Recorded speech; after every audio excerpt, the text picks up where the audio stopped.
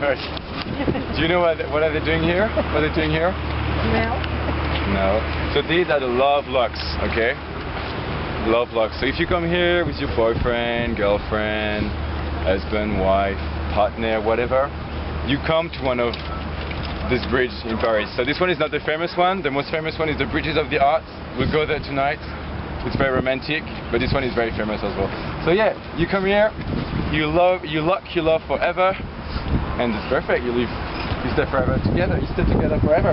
And now I feel like, look at this one. I did that like a few days ago, and I found this is a combination lock. Alright. So that's perfect if you change your mind. Change your mind after 3 years or 4 or maybe 1. And you just throw the lock in the water. No, it told you don't throw in the water. Do they ever clear off the lock? Do they ever? Every 3 years. Every 3 years. Oh, every 3 years. Yeah, so what? Yeah. So that's why we say in Paris, love lasts 3 years. There's a book, by the way, if you want to read it. Okay, so what's behind me? I want the French accent, please. Notre Dame. Perfect. Notre Dame de Paris. Notre Dame de Paris. So this area here, this is on Ile de la Cité, the island city. So before Notre Dame de Paris, it was a pagan temple, a long time ago, 2,000 years ago, a pagan temple, and then it was replaced when the Romans came by a Christian basilica, which was way smaller than this one now. So what happened? 12th century. France has a population growing and growing. There were 20 million people and now there are 26 million people. So it's a lot of people. Much more people than used to because France was smaller at the time, so anyway. And they were all Catholic, Christian. So a bishop in 1160 decided to start building a new cathedral. Then it'll be bigger and be more people going to the church and more space for them.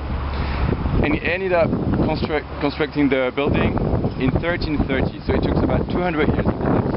So a long time. And at the same time a new style came up. This is the Gothic style. So now when you think of a Gothic, style, you see the Gothic people, dark and long hair and very... But at the time it was totally different. At the time it was, you need to let more light into the church. And also the walls must be thinner. This is why you see Notre Dame was very famous for the flying buttresses. They're very big and they hold up the entire structure, okay? So without the flying buttresses there would be no Notre Dame. So anyway, and a lot of stained glass windows as well to let more lights coming into the church.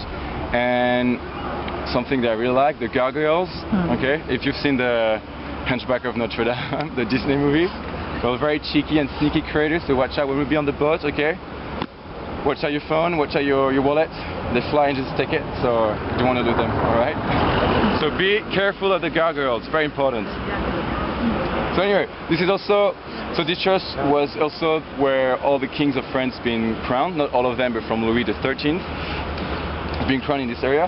Napoleon was crowned in Notre Dame. He actually crowned himself emperor, He literally took the crown of the Pope and put it on his head. And there's a painting at the Louvre if you want to see. It's such a Napoleon thing to do, just saying, no, I'm the king, just let me do it. So then, after all, the French people started not to like the Notre Dame, and Louis-Philippe I, the king in 1831, was like, oh yeah, we might tear down the building because we don't really like it. It's not very beautiful, it's dirty, and the area around is a lot of prostitutes, and we just don't like it. So yeah, you should just destroy Notre Dame. What happened? A great Frenchman, a great writer, Victor Hugo, came and wrote a book, Notre Dame de Paris, and French people loved the book, loved the story. They saw a play and everyone loved it. Yeah, they loved it. So what happened?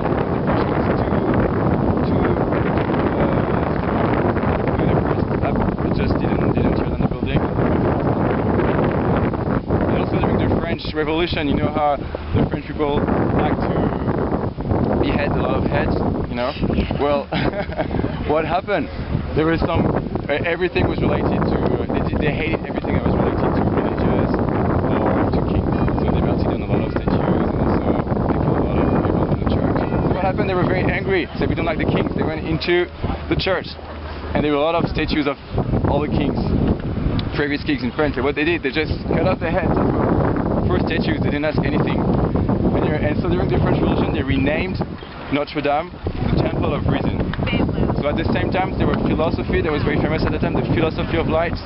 If you've heard of Voltaire or Rousseau, Montesquieu, well, they're from the philosophy of light. So they renamed it the Temple of Reason. This is totally in the way of the philosophy of light, the reason,